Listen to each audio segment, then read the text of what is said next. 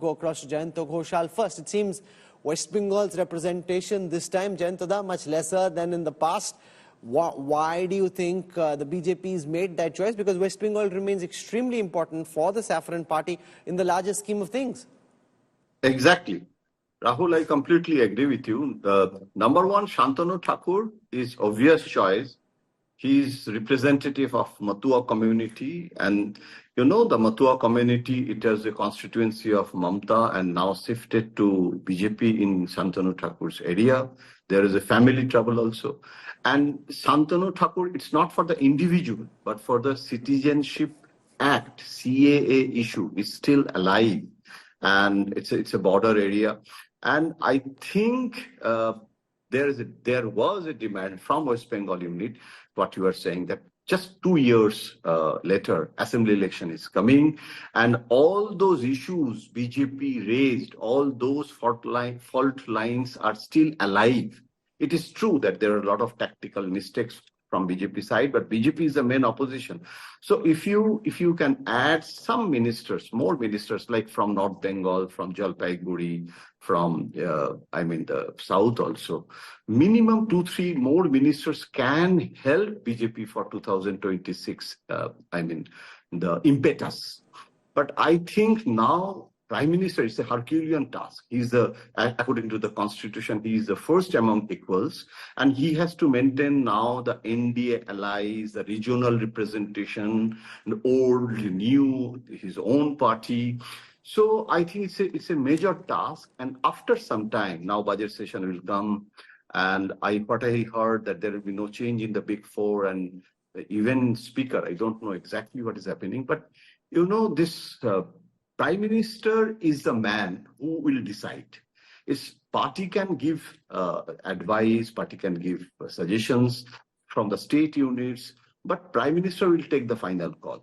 No, sure, the Prime Minister will take the final call, but Professor Badrinarayan, the big question will be the extent to which the nature of governance changes and the Prime Minister, the extent to which he has to adapt and change his style of governance. Do you see this Modi 3.0 being different from what we've seen in the past 2 avatars, or do you think the personality is such that he will be the way he is, good, bad, all taken together? I think, Rahul, it will be a government of which carry continuity and change. Continuity of certain things which PM used to do in the last 2 phases, strong convictions, clear vision, and working with clarity and taking the support of others. So commitment, transparency, performance will be one of the things which will continue. But PM in this phase may be more interactive. Although he is interactive, he keeps organizes meetings with the ministers and the other feedbacks he used to take. But I think in this phase, he will have to be, and he will be more interactive with the others non-party, other alliance of the NDA government. So continuity and change, and also that if you see the entire structure of this ministry which is going to form, you can find the representation, caste representation, regional representation, but also trusted people who has already performed well in the last government, have continued, are going to again become minister. So continuity in this way also.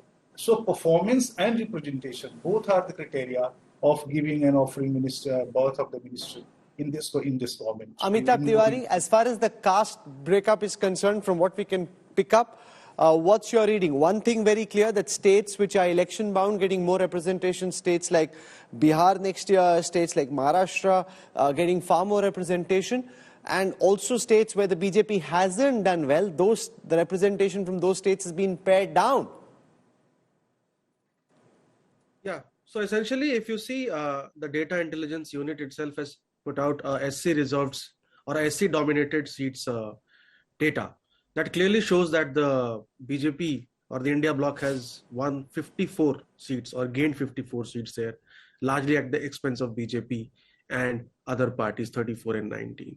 So if I just quick back of the envelope, or if the top recall names, we have Jitan Ram Manjhi, Chirag Paswan and Ramdas Athawale, correct. So this segment is being clearly watched by the BJP, and this is clearly an outreach to the SC segment or the SC community who may have deviated partially towards the India bloc because of the the narrative that No, but this becomes a very important the question, BJP comes Amitabh. Is this a one-time vote transfer towards the India alliance, or can Yadavs, Muslims and Dalits stay in a social coalition in the future as well? Because if they do, then it becomes very difficult for the BJP to perform the way that it did in the recent elections in Uttar Pradesh. What's your sense?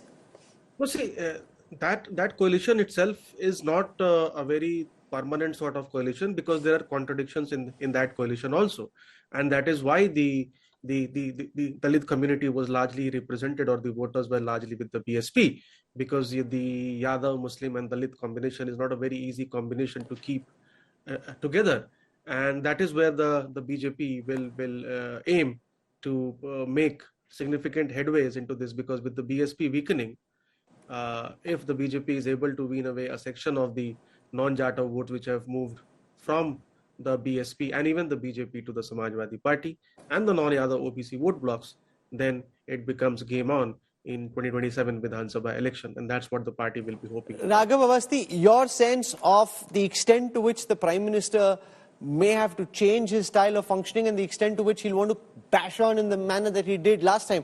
Certain things might need to change just because of numbers. You can't push through a bill in the way that you did with the kind of brute majority the BJP had in the last two Lok Sabhas. Just the fact that they will have to consult becomes obvious from the dependence on the TDP and the JDU. Beyond that, how do you see the Prime Minister's style change and to what extent? I think, first of all, if you look at the numbers, given that there are other independents also, the BJP actually doesn't need both the TDP and the JDU. So even if it gets support from one out of the two, then it will be able to push most legislation. And as far as issues like UCC are concerned, or One Nation, One Election are concerned, I think there is no doubt that a consensus can be built. I mean, if you look at it, even when the decision in relation to Article 370 was taken, the BJP didn't have a two-third majority in Parliament, and the BJP managed to get parties like the Aam Aadmi Party, which are otherwise really bitter opponents, to support it.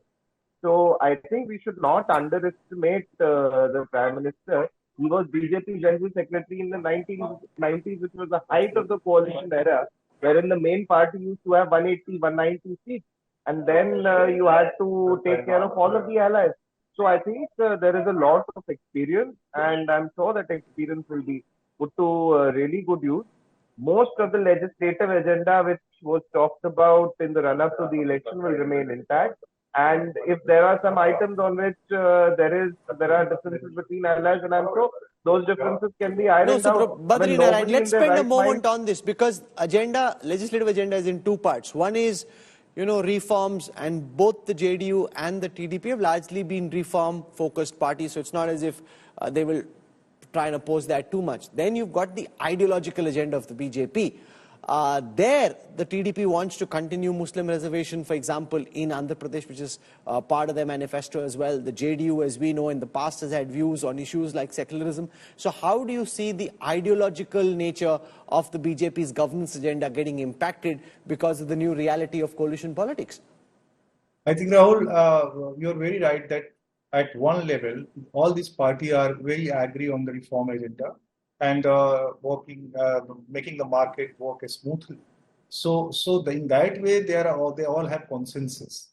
But there are also contradictions, as you said, the contradiction about how to include Muslims in the politics. And there may be differences.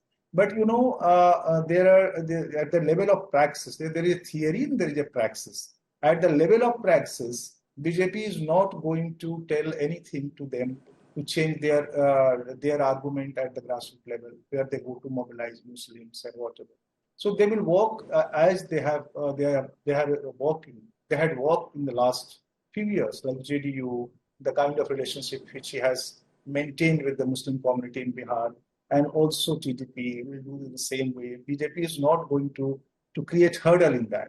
And BJP also at one level, they will have to move towards Muslim communities, Pasmanda Muslims, entire thing.